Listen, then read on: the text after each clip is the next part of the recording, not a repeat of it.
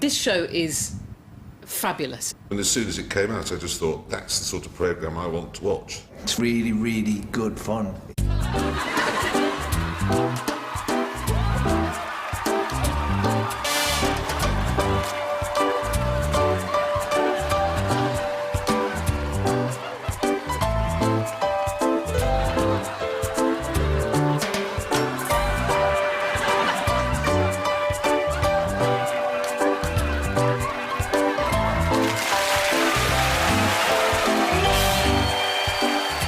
Straight down to business. Question 1.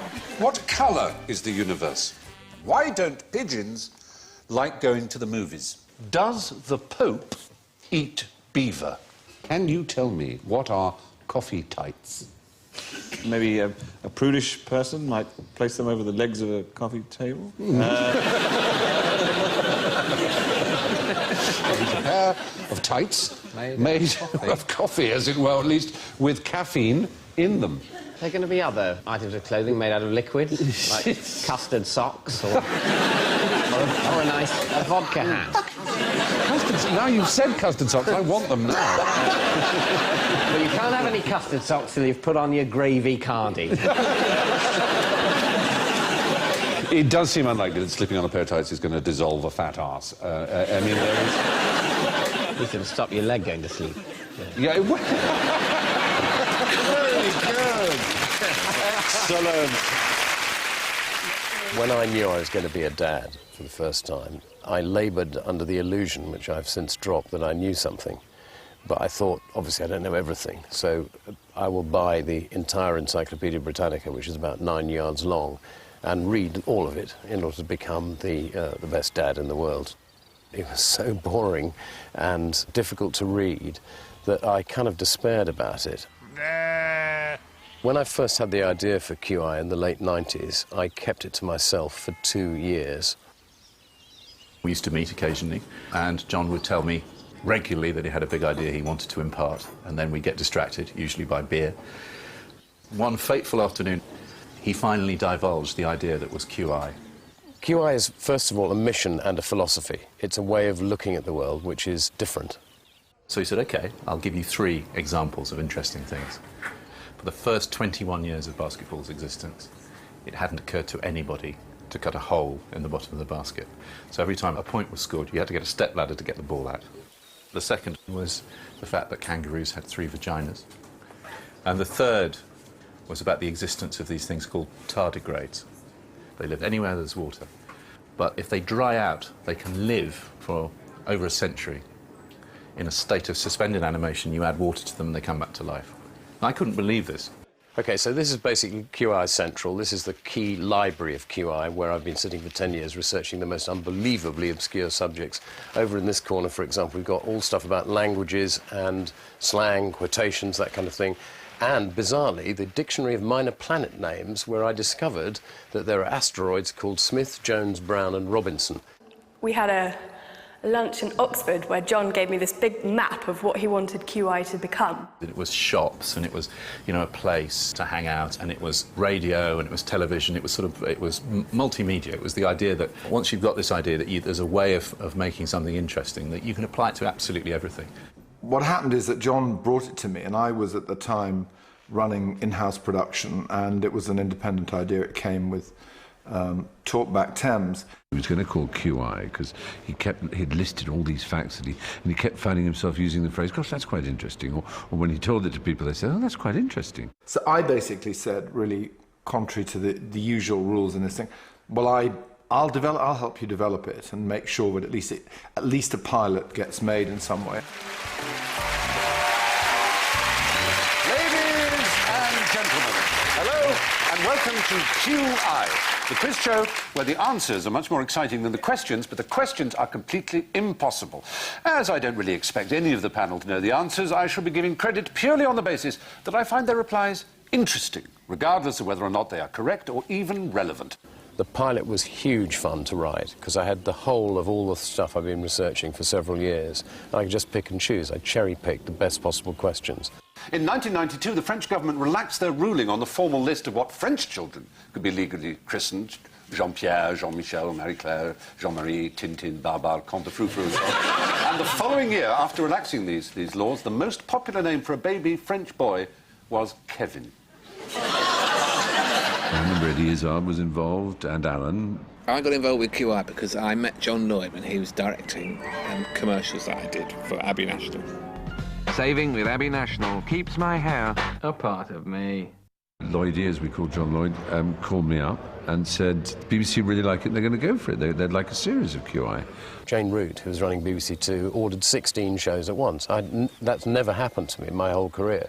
It went from being 4 of us in a room to a whole set, Stephen presenting the material that John had been working on and that we had contributed to, and kind of questions that we had come up with. What was rectal inflation in Victorian England?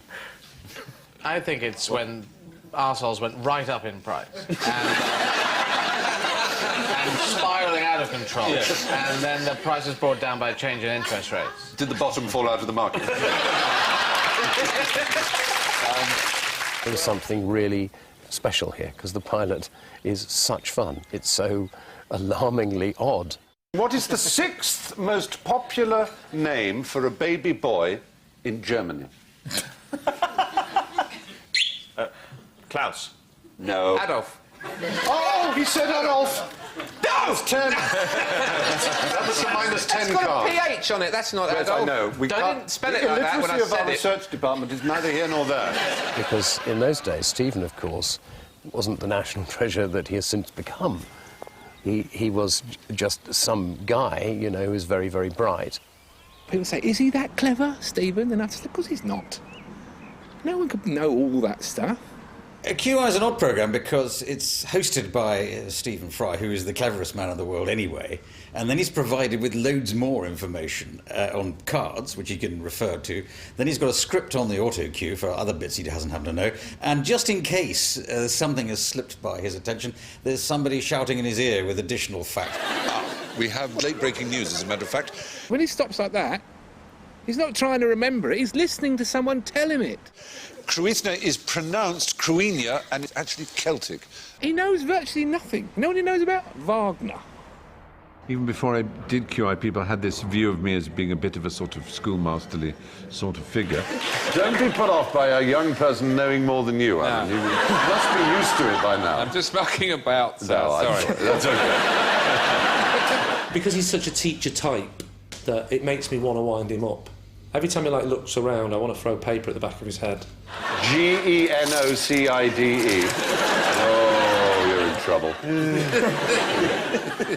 I think Stephen Fry would be a really good teacher because he won't whinge at you because you're being silly. If he was my teacher, I would be thrilled. And of course, I think a lot of the guests play up to it. Phil Jupitus and others in particular love to mock my grown-upness, if you like. What are the beer goggles? What is the Latin term? Beer goggles? Yeah. What are they? When you've got the beer goggles on, it's when you really fancy someone who normally you wouldn't fancy. Oh! So you would refer to someone as a 7-pinter? Yes. Stephen doesn't have beer goggles, he has Madeira pince-nez. Imagine with Stephen... Oh, you're a cracker. More Madeira?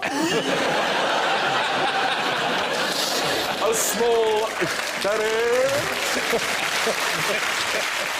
Because I can't outthink or sort of outperform Fry, all I can do is flirt with him, which does make him go really... It's like he just turns into a Jane Austen character. Just these flashes of don't stop it, no, don't. How many muscles are there, incidentally, in your fingers? How many? 20 tiny fingers. One if you play your cards right.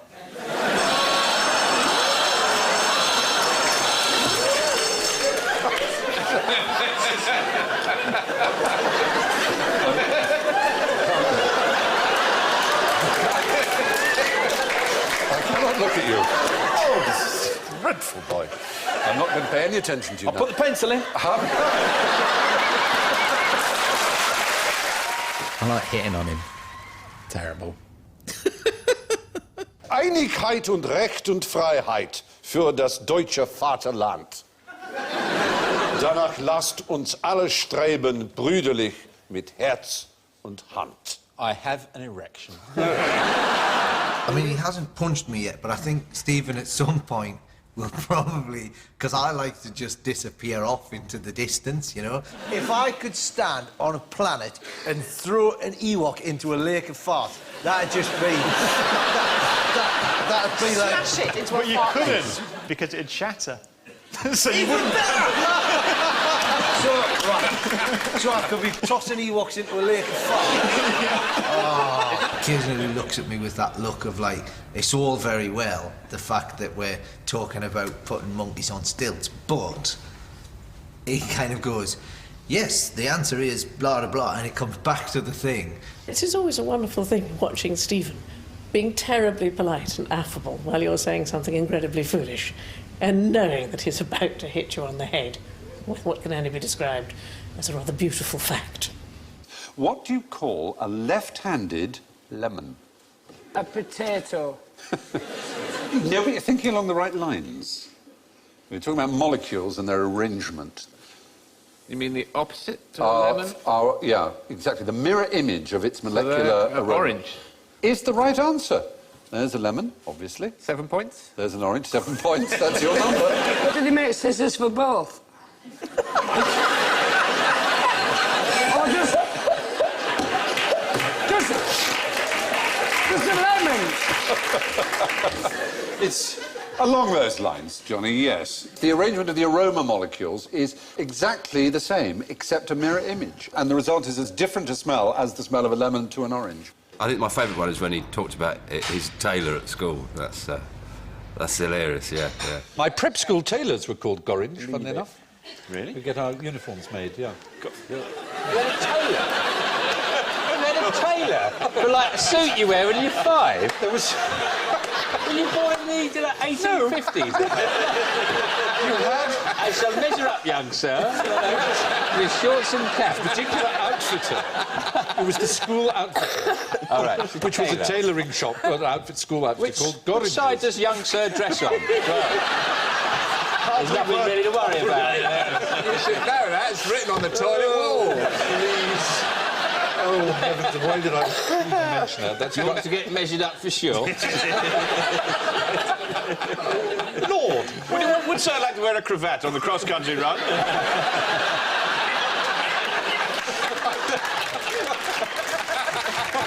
People, I think, do sometimes think either that I know everything, which is obviously preposterous, or that I pretend to know everything, which I really don't mean to do. He's immensely articulate. He's got just enough knowledge to get by. He can fool experts in their own field. But sometimes he'd get things wrong. OK, Stephen. Oh, yes. Oh, hello. I've been waiting for this opportunity. Oh, Christ. What do penguins in the Falkland Islands do when RAF jets fly over them? Fry, Cambridge.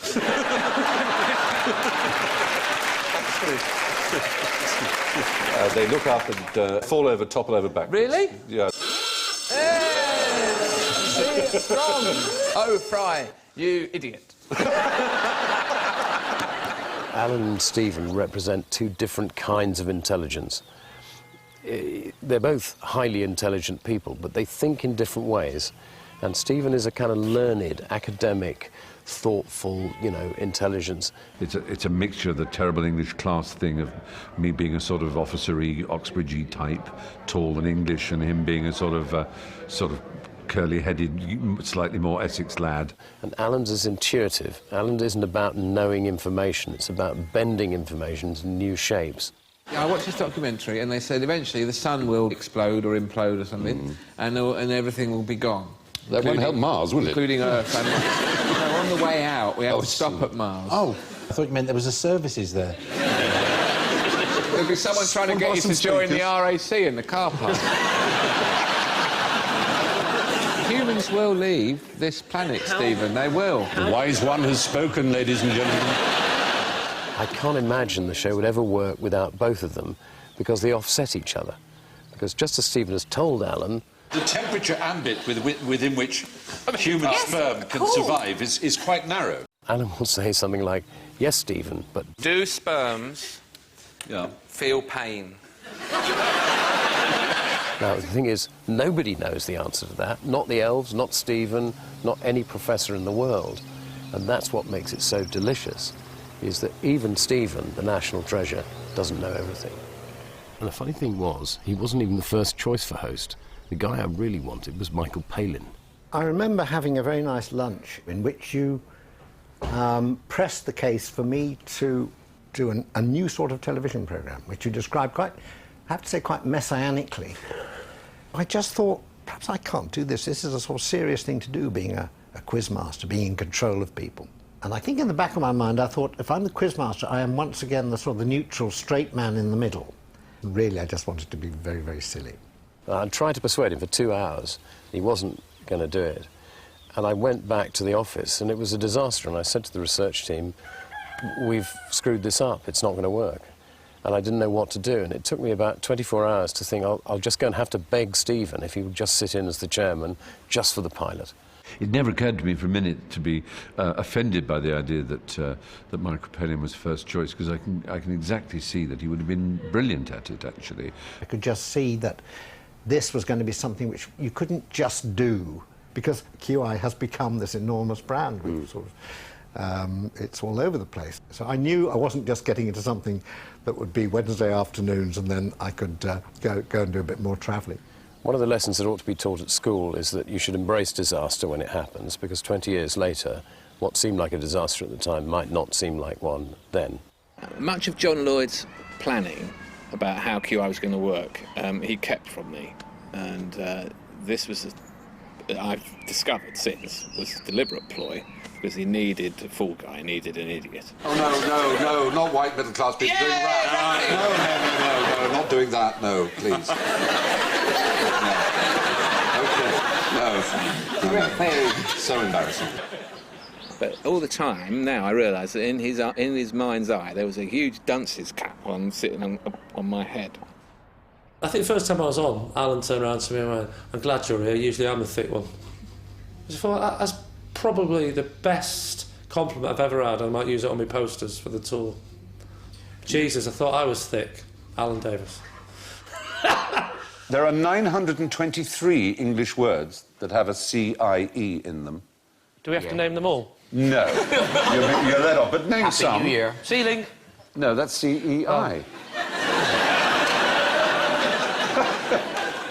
C, yeah, that's what you said. No. If it's I before E except after C, we're looking for words where E follows C, aren't we? No. The rule is it should be C-E-I, according to that. C. Oh, but you're saying it's wrong. There are 923 I know one, which it isn't. Yeah. Ceiling, that's not one. Ceiling isn't one.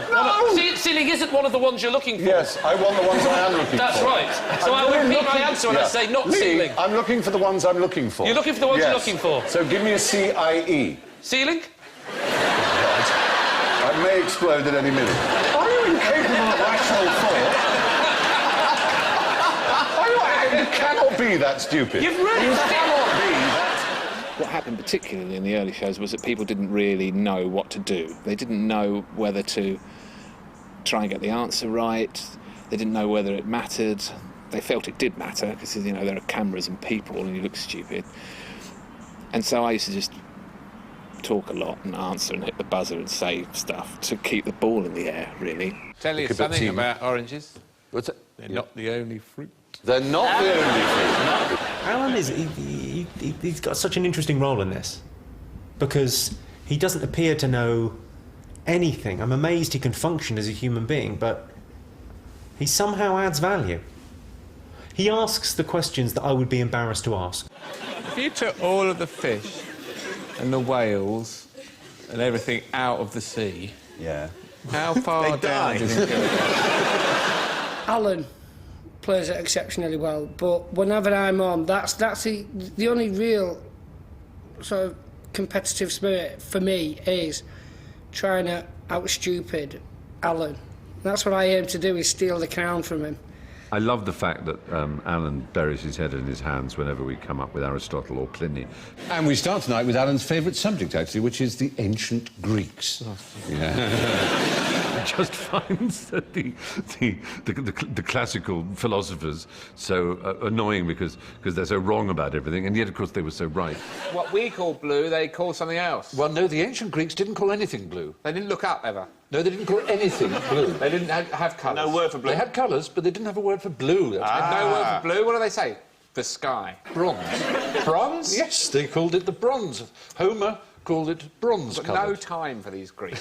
And yet without them you wouldn't be here. Oh, that's so rubbish. You say this every week. Because it's true, because without logic, here. mathematics, harmony, democracy, justice... That's got nothing to do with the people shagging for decades ending up with me. There wouldn't be television. Without television, you are nothing. I know that better than anyone. You know, to watch Alan shake his head in disgust, it's just wonderful. The moment I say Pliny, I can see his heart sink. The alternative cure for incontinence, which is to knock back a glass of sweet wine mixed liberally with the ash of a burnt pig's penis. And then urinating in your or your neighbour's dog's bed. None of this is made up. And I'd like the pig would be there going, well, I'm glad to see you're still pissing, Natalie. He is, of course, I feel hesitant in revealing this to the world. He is highly intelligent. Quite interesting thing. Yes, go on. Lady mosquitoes bite you and suck your blood. That's true. Male mosquitoes, not quite so dangerous. True. Point? Well, you've made a point, but you're going to get one. But there's another part of him that is very wonderfully bloody-minded, and as I say, is like a little spaniel puppy constantly running into the mirror. What's the world's longest animal? Oh, is that me? Yeah. It'll be the blue whale.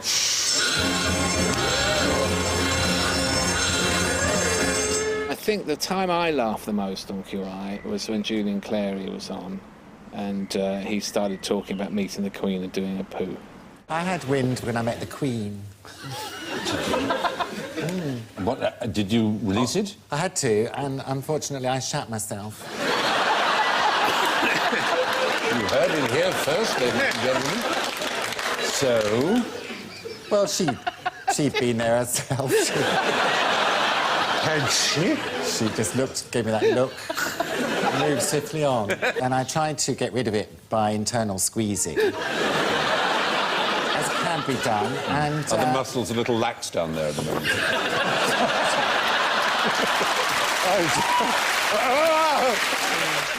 During the filming of the show, I'm slightly having kittens because it's the one part of the process which is totally out of control. Graculus is a jackdaw.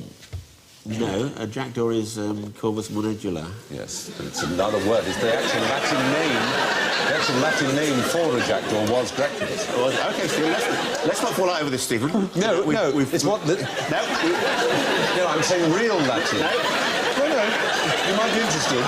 If Roman people actually called birds things before they wanted.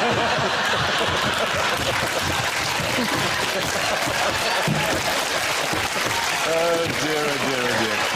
Something down there.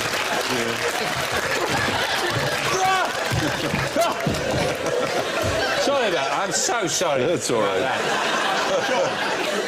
Sure. There's a portal into the underworld here. It's ridiculous. If it's one of your shows, for the show you've written, then you're quite tense, really, going into it. We have rehearsals, and then the main show starts, and you're really hoping that the material will work for the panel, that they'll actually be able to sort of riff off it and come up with jokes. Talking of Christianity, Rich, could Jesus walk on custard? What? That... sounds like a sarcastic question you would ask Jesus. Oh, water. Yeah, great. What about custard? It's not so much a question of could he, Stephen. I mean, that's what, you're saying he did? He did it. I mean, it was very hard to stop him, actually. This was one... This come out in research recently. This was one of the Lord's favourite pastime. Out with the bread, out with the fish. Look what I got for dessert. Somebody hold my shoes. And he'd be, he'd be doing it.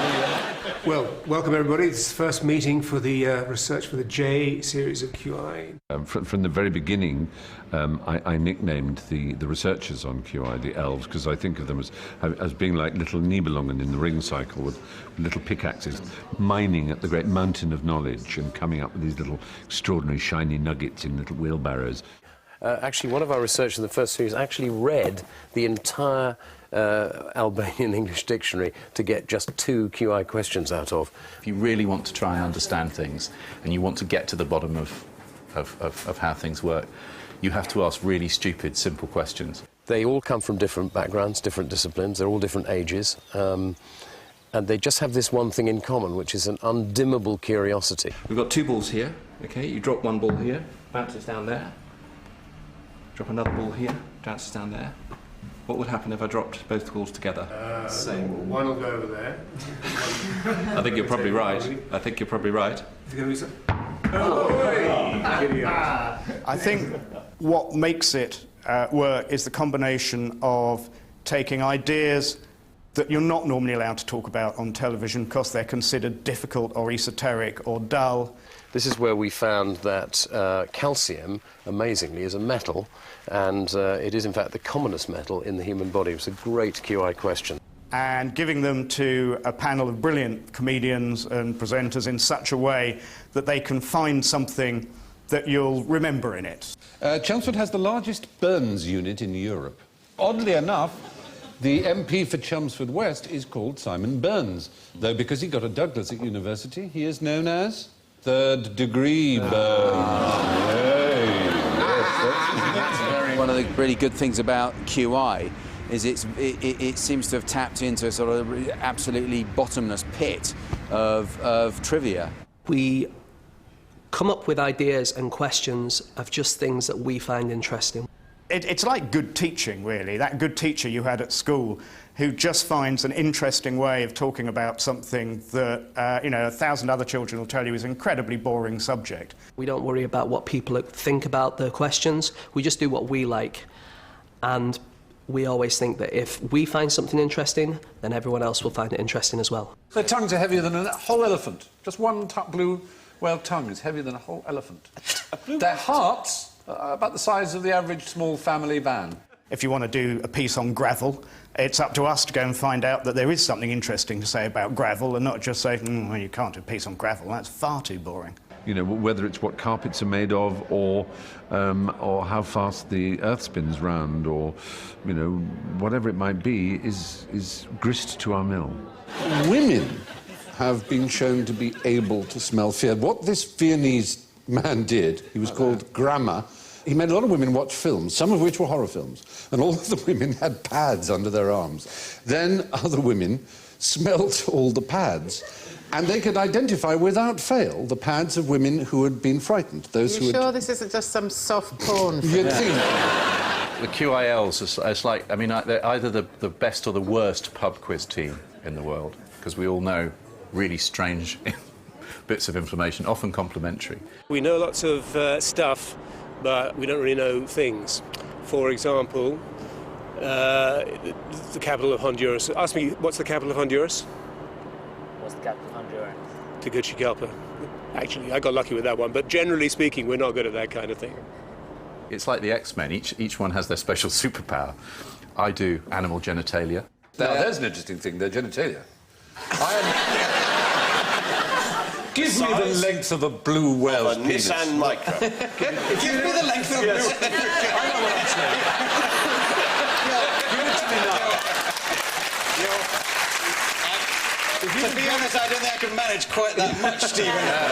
This is much disappoint a man. Well, a blue whale... That long, that long. Yeah. An arm's length. Oh, my dear fellow, it's 16 foot long. 16 foot long. If the QILs remind me of any group of people, think of something like Bletchley Park, where they cracked the Enigma code. You know, you have a strange mixture of chess players and pipe-smoking mathematicians and crossword puzzle-solving figures all coming together and bringing their expertise and their sideways views of the world and their eternal curiosity. So we have a meeting where we go through this huge basket of questions that we've put together, and they're graded from 1 to 5. 1 is straight into the show, brilliant question, good subject. 2 is a good subject, but probably needs a bit of work on the question to actually give the panel something interesting and funny to do with it. 3 is sort of not sure. 4 probably should be a 5, but we're being polite.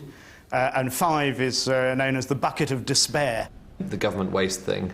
They wrote an article in 1906 about the fat boy of Peckham, called John Trundley, who was built a special. He was built a special 200 yards of railway by the council because he was too unfit to walk to school. This is possibly the first ever wastage. And then once we've done that and we've scored the questions, you then have to look through them all and find if there are themes in them that you can pick out. And if you can find a general overarching theme, then you can start picking out those questions and seeing what order you might run them in the show, so that not only will it make a good show when it's cut, but as we shoot in front of a live audience for 2 hours, it'll actually be a lively and exciting show that goes out as live. My favourite part of the process, by far, is when I usually sit in the sound gallery to watch the show, and the audience is in, you know, hundreds and hundreds of people, all so excited. Some of them faint, they're so excited when they arrive in the studio. We have the longest waiting list for tickets at QI outside Top Gear, so people are very excited, and so am I with every show, even though we've made over 130 of them now. Who's your favourite panellist? Sandy Toxvig. She's on tonight. Who? Oh, wow! That was fun. Really, seriously? Oh, wow. That's fantastic. When that music starts and the applause goes and Stephen says, "Good evening, good evening, good evening," I think it's brilliant. It's so exciting. Good evening, and welcome to QI. I get to my dressing room usually by about 3 o'clock, having stopped by at the office where the elves and everyone, the production staff are, and picked up the cards and the script, such as it is, and a highlighter pen. And then I go down. We do a rehearsal with stand-ins for the guests. There are video slides in the background, and there are audio cues, and there are sometimes props.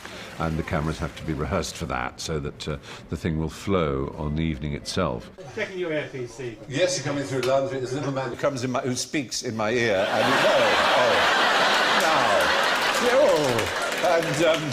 he's telling me that we're ready to go. It's easy to forget when you watch the show cut on TV at half an hour that in fact they sat on a stage for 2 hours in front of a live audience.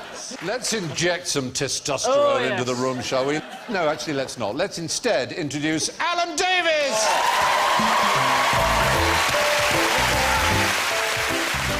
It's incredibly difficult territory for even these great stand-up comedians, because you're not asking them to do jokes about the normal things that you might. It's not, you know, my mother-in-law. You're asking them to do jokes on bilateral gynandromorphic hermaphroditism, which it's not easy to think up something on the spur of the moment, say, that's funny about that. Which came first, the chicken or the egg? Chicken. No! The egg is the right answer, yes. There's that wonderful old joke about chicken and egg have just made love, and they're lying there having a bit of a post-coital cigarette. And the chicken says to the egg, well, that answers that old question.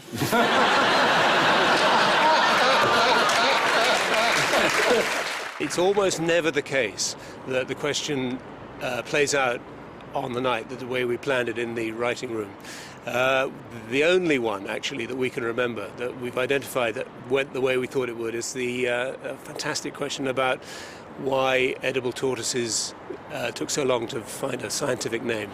Are they particularly litigious? Now, if you give me a name, I'll sue you. No, it wasn't that. It's a nice thought to get. No, they had another property which was most unfortunate for them to have. What, the tortoises did? Yeah. They were edible. They were so edible. Anyone, I mean... Anyone who saw one couldn't stop to think of a name for it. They just had to eat it straight away. Really? One of those... Yeah. I don't know what they're called. There's no... Do you know... Just get one, they're really very good. There's no Latin name for the pistachio nut. Exactly the same way. No one can be bothered. Just shut up with your Latin. Eat them. They're brilliant. I think that's what happened. No Latin name for Maltesers. None of them made it.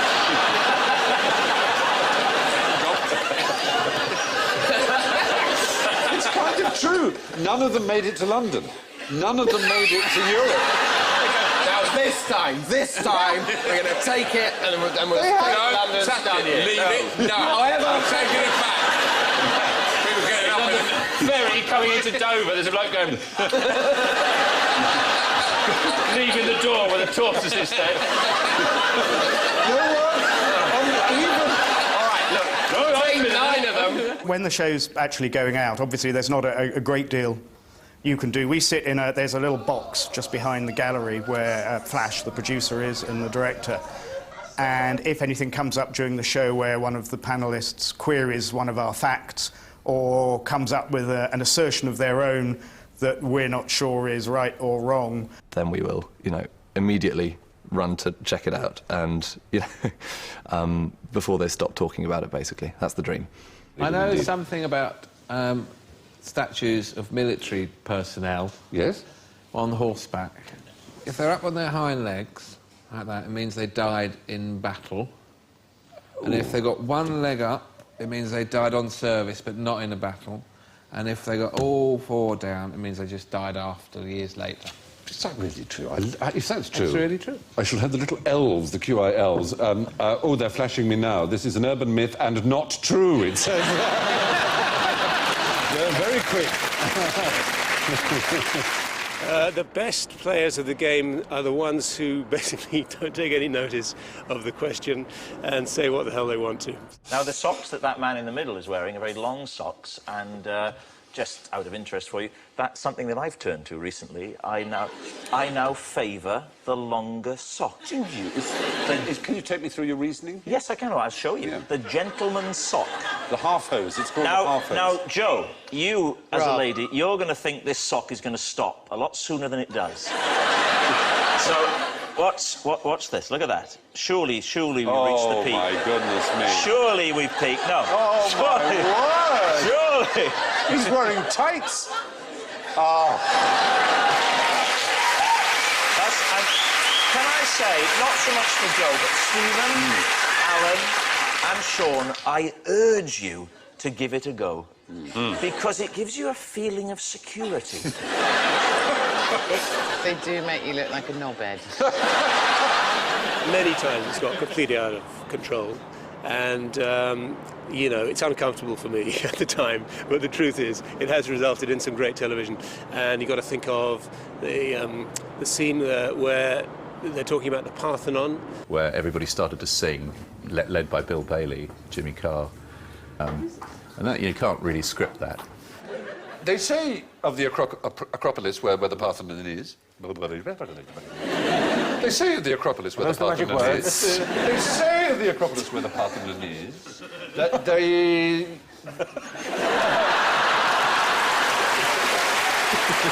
So he kept stumbling on it. He never fluffs. He hates fluffing, Stephen. They say of the Acropolis where the Parthenon is. They say of the Acropolis where the Parthenon is. They say of the Acropolis where the Parthenon is. And of course, I became fully aware of it, and the more aware of it I became, the more impossible it became. Can I write it down?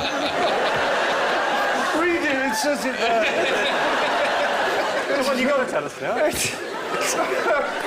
They say of the Acropolis where the that there are no straight lines. I've been broadcasting for very nearly 35 years now, and I can say that QI is the most fun show, the nicest show I've ever had to produce. My favourite part of the production process is definitely the edit, because the thing is that then we take all the components and make something of it. It's in there somewhere, and it's a question of finding it, like a sculptor, with a big bit of rock, and somewhere inside there's a picture of a statue of David.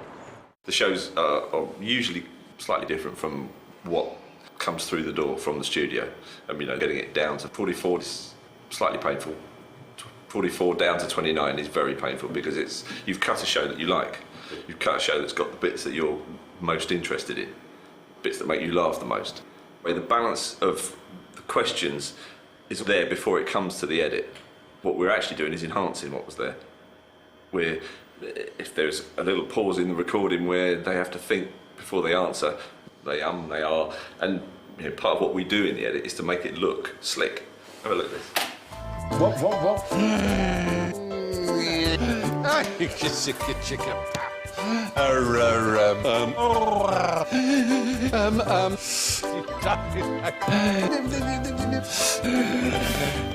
Moving on. I think the QI core audience isn't a core audience. That's its great success, is that it's a genuine kind of across the board. You know, anybody who's interested in stuff. I think that since QI started, it has broadened its audience, and a lot of people that I wouldn't presume would watch QI love it, watch it, enjoy it, and have assimilated lots of facts and knowledge, but I've had a really good laugh at the same time. It's old-fashioned kind of BBC entertainment for everybody. We get lots of teenagers watching, and I think school children in particular like the show because it's a very, very badly behaved classroom. The main thing I like about QI is the witty humour. Like, whenever I watch it, I learn something new. I like the fact that they have loads of facts, because mainly it's about the facts for me. For resuscitation, they used to blow smoke up your bum. I think there's something about QI which is more fun than school, or it's school as it should be. Well, to make school more like QI, well, the teachers could use interesting facts which will make you laugh and remember things, and it's just things that are more than textbooks, reading, writing, so interactive stuff, just like this place here, where you learn things at the same time as having fun. And we muck about in class, you know, and if we're given work to do and exercise to do, we do them wrongly on purpose and occasionally break the equipment. I want to saw something now. Yeah, these are long. I just want to say, these have been lent to us by the Garden Museum. It works, it works. Oh, it really does. Oh, my God. It doesn't break. I'll tell you what, I really wish they hadn't made this set out of asbestos. We've had some great props. Some of them I'm not allowed to touch. I remember we had a rifle that you could shoot round corners, and I went to grab it, and Stephen nearly kicked me. Now, don't play with it, because they did ask that nobody else touch it, because it is very valuable, I'm afraid. I was going to make it go over the desk. Yeah, I'm sorry. I can't believe they I'm not did. allowed to I'm play. afraid I was given specific Alan not to touch it instructions. It's very valuable. I love the fact that somewhere there's a memo that just says machine gun for Stephen Fry's use only. But some of them I'm allowed to touch, and then we can have great fun. And I've always enjoyed. After a while, they gave me a desk, and I would find things in there. Alan, I believe you've got something inside your desk. Have I? Yeah, have you not looked? So like a schoolboy. There. So, what is that? It's a loofah. And where do loofahs come from? The bathroom. It's getting a bit harder to find especially general ignorance questions, because there are only so many common misconceptions that people have, or there are only so many things that people know that then turn out to be wrong. Is the thing in James Bond about sumo wrestlers being able to retract them, that's true, I think. No, it's true that it's not true. We read it. And the other one, in fact, nobody liked this, but it's in one of them, I think Goldfinger, is that they shoot a bullet inside an aeroplane and Goldfinger gets sucked out through the... Yes. That's untrue as well. As regards the rest of the show, there doesn't seem to be much sign that we're running out. If anything, there's an alarming amount more to know than there was when we started the show. The idea of doing each series about a different letter of the alphabet started in a very strange way, which is we'd made the pilot and we went to see a publisher about maybe doing a book from it. The Book of A. Now, although we've since done 10 QI books, which, believe it or not, have been translated into 32 languages, they didn't want an encyclopedia of things beginning with A. They wanted something more random, like the pilot. So I said, what if the television series was all about A, and then we could do a book of A and a book of B and a book of C? And I said, now that is a good idea. We'd definitely do that. So I went back to the office and said, right, what we're going to do is we're going to do 12 programmes all about the letter A. And we laughed the whole afternoon. We thought, this is impossible. It couldn't be done. It was absolutely impossible. The publisher never bought the idea, though, after all. Certainly a very cunning system to base it right on the letter of the alphabet. It does, sort of suggest there will be an end after 26 series, but 26 series is pretty good for most programmes, so what a very, very clever idea. The plan to start each series with a letter of the alphabet was planted quite early on, and that means that I will be 62 when it finishes. It was an extraordinary act of hubris on John Lloyd's part that the very first series should be around things beginning with A, because it suggested that he had the confidence that it would last through the alphabet. I hope that, even if I'm in my wheelchair by the time it gets to Z, that somebody will still be carrying the flag for it. QI at its best is sort of what television is about. It's that thing. It's when I watch the show, when I'm if I'm not on it, I'll watch it, and you find it's just time spent in good company. They really are like little people's arms. They are. I think that is a person. That's the Pope there. His hand. Oh, I see, the one on the right. Oh, you mean those little ones? No, you're right, his front paws. Look at his hand, they are like little hands. They are. That's what the Pope's thinking. He's actually looking and going, yes, he's got little hands. They've asked him, they say, are you ready to order? And he's going, shall I have beaver? I often find when I come on this show that Stephen starts talking about something and you think, as it turns out, I know an awful lot about this, which I didn't think I did. And that's one of the fascinating things about a head, is what lives in it. Well, I've often wondered, why could you not, if it's only 62 miles to what people call space, why can't you just build a ladder? I mean, it can't be beyond the wit of man to build a ladder that just goes straight, and then you could walk up it, save a lot of bother. Yes. Oxygen pack necessary, but... Yeah. Yes. Well, you've got an oxygen pack, maybe a lift. Oh, a lift would be good. Once you get up there, there's nothing really there, is there? Not it's much. a bit like Norfolk, isn't it? No. You just be careful. We, generally, as people, as humans, retain far more information than we're actually aware of on a daily basis. And what this programme does is actually, by a series of sort of randomly opening doors and switching on and off of synapses, unlocks all this information that hitherto you probably didn't even know you knew. You are actually learning while you're watching it. It's another one of them sort of very creative shows where unwittingly, my dad will wake up in his sleep screaming Pi Agathis Theorem, thanks to you. And now my mother's sleeping in a separate room. I have odd facts lodged in my head as a result of doing both the Unbelievable Truth and QI, and I can't always remember, like a badly put together Wikipedia page, I haven't really got enough citations for the information in my head. All the stuff I've been taught, well, not taught, I've listened to, I've heard, I've talked about, there isn't, I can't remember, I mean, Alan's learnt, there's a couple of things about moons he knows. How many moons does the Earth have? Yep. The Earth has one moon which is made of cheese.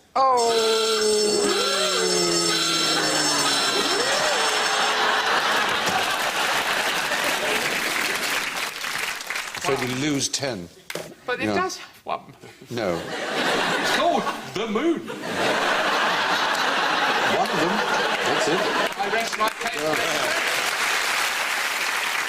I haven't learned anything. I don't remember any of it.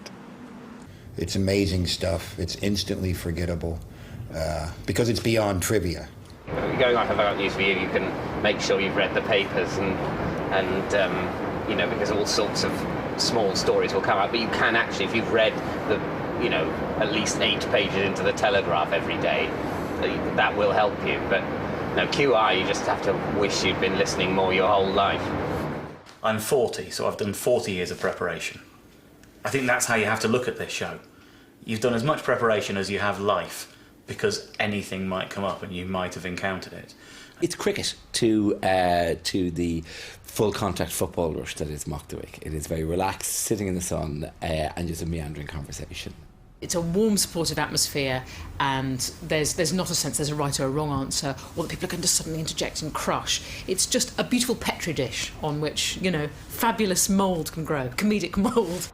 The best panellists are self-starting. They're the ones who are not worried about what the questions are, who they're sitting next to, whether they're being talked to or not, whether Stephen's being rude to them or not, which he sometimes is. I didn't know how much I didn't know until I came on this show. I'm afraid to catch a bus now. Mock the Week I love doing because that's my group.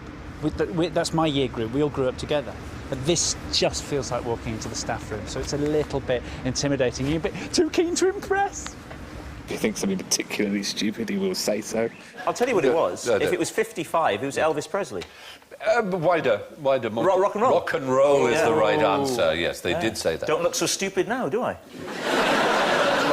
quite so stupid, Rob. No, you don't. But all things are relative. It's the intellectual equivalent of not having the right change. Ever. I felt the first time I came on, nobody knew who I was, and I sort of felt I'm being competent. It's all right, but I definitely had that feeling that when I'd been quiet for a while, that everyone would be worrying for me because they thought, oh, this is some make-weight they've got on because somebody good cancelled. If all the panellists were like David Mitchell, it would be like 4 soapboxes, you know. As Stephen calls it, your angry logic, David. Now, Samuel Pepys famously buried his Parmesan cheese to protect it from the Great Fire. But why does cheese taste better when it's grated? Well, sometimes it does, but if you get one of those catering bags of grated cheese, if you should be working for a catering company and happen to steal one, for example, from a store... Yes. What sort of twit would do that? You buy cheese at the supermarket and it says consume within 2 days of opening or something. Yes, and it's a cheese that's... a vast amount of... How much cheese do you think I'm going to get through? Yeah. Why? It's fine. Yeah. They know it's fine. Plus it has a label on it saying 20 years aged. Yeah, so, I mean, exactly. And what, you've sold 2 days before it's completely inedible and you sell it to me. My particular delight as a new guest was Dan Radcliffe, you know, who I resisted for years, thinking, well, Harry Potter guy, no, he's never really good. He was fantastic on the show. The wizardly Daniel Radcliffe! He just took to it like a duck to water. He knew lots of stuff. He was so nice. He was such a lark. What is the oldest trick in the book? Is it an ancient Greek book? It's even older. Ooh. Egyptian? Egyptian is the right answer. I think I might have. You might know Is this? it about a man called Dedi? Dedi? How do you know about Dedi? You're right. He was a man who did the first magic trick, which was, I think, a decapitation of a goose. You're right. And tore it off and did it to impress the king. And it's in an ancient scroll. It is? I is? do know the name of. I think I do. Yeah, go on. The Westcar Papyrus. The Westcar Papyrus. This man is good. QI guests are unusual people. They have a strange mix of being imaginative and very nice. So I think you do see a difference between many other panel games. It's a pleasant experience to watch, QI, and it's a pleasant experience to be on. And I'm very pleasant as well. I'm extremely pleasant. Did you know a veal has to have more space to be transported to the abattoir than a human being in the back of an aeroplane? Yeah, but to be fair, we have a holiday. They get killed. Have we got a vegetableist? Him? Yeah. No, I'm a vegetalist. He's a vegetalist. You're a vegetableist. I wouldn't eat a veal. I'd free it. I had a puffin last week. That's not delicious, but the point of eating it was because I'd never had one before. I had the same as with Have guinea you tried pig. one of my turds? In South... No. Did you just say what I thought you said? Get out. Out now. The signature aspect of QI is the forfeit, is the fact that there are things that you think you know, and I'll ask a question, and everybody thinks they know the answer, and they'll not want to say it. What do you suffer from if you're afraid of heights? Vertigo. Vertigo? How many senses do you have? Chim, chimney, chim, chimney, chim, chim, chiree. I sense a buzzer coming. 5 or 3. No. 6, 7, 8, 9, 4, 3, 2, 1. How old are you? It just shows you the effect of this game, though. You ask a question, all 4 of us think that is something I definitely know the answer to. I've been made so uncertain and I'm not even willing to give my own age, name or address. How can this possibly be a trap? Yeah. I I am can't, 37. No, 37. Dublin, no green. Yeah, there we go, no points lost.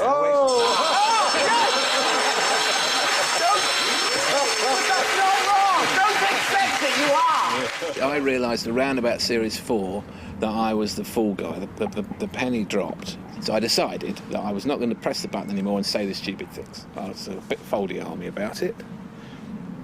And John Lloyd took me to one side and he told me that it was a sign of great intelligence to get things wrong and to come last. Finally proving that it's all academic and a dream with -27, Alan Davis. The scoring system, we get asked about this a fair bit, and it's a proprietary algorithm, and I'm afraid I can't talk to you about it. I'm absolutely not responsible for the scoring system on QI. That is entirely the responsibility of Colin, who is a very close friend of mine, and I trust implicitly that his mathematics, though it does occasionally look wrong, is in fact right. The questions that we've got wrong, which are really obvious and usually admit our mistakes. And we even go back and in future shows we might give people their points back or take them off them. I answered a question about it's an obscure scientific fact thing called the triple point of water, which is the temperature which water can exist in all three states. And I said that it was 0 was the temperature for this, and I got extra points for this. The 0 is actually the triple point of water. It's the first temperature at which water can exist in all three states, because you can actually get water vapour, which is at 0 as well. Oh, very good. You must have some points for that. And this round of applause. Thank you very much. We like that. And then a year later I come back and I'm told that they received an email that points out that the actual temperature is 0.01. So I was 1/100th of a degree off, and points were docked from a show I did a year later. It's 0. That's right. No, you see, we never forget. That's what you said last time, and we gave you points for it. But we're now going to take those points away. From a previous series. Plus a forfeit, of course, because some of our eagle-eyed viewers wrote in to point out that the triple point of water is actually, by definition, 0.01 degrees centigrade. That's 12 points off, but it's hardly... Well, I was rounding off. That is arcane and nerdy and picky and pedantic in a delightful way, and I felt aggrieved at the time, but I knew it was the right thing to do. I knew I had to take my punishment. Occasionally QI is rerun, now and then, once in a couple of blue moons. My kids watch QI endlessly on repeats, in fact, they watch. So they're quite big fans of it. It's one of the few things I've done that they actually like, which is not a good thing, but I'm letting you know that. It's a very rare evening that I don't see, blimey, QI's on somewhere. Well, it's on permanently. It's only interrupted by a stupid motoring show, but other than that, I could go home now and say I'll watch QI, and you always can. You can watch the same one 3 or 4 times, and there's always something fresh on it that you miss the first and second time round.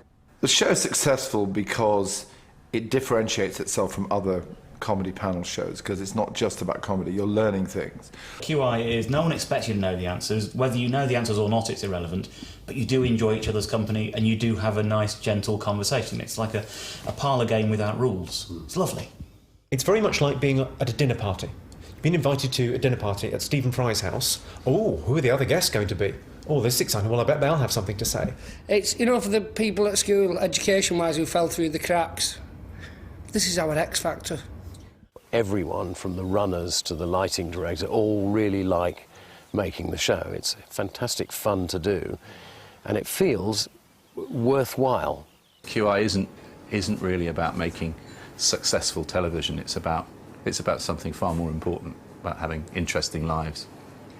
We have to be careful that we don't get smug, don't relax too much and think, OK, we know how to do this. You've got to keep moving. This is a show that could go on for a century or more. So, there's no end to the quite interesting things there are in the world. Good night.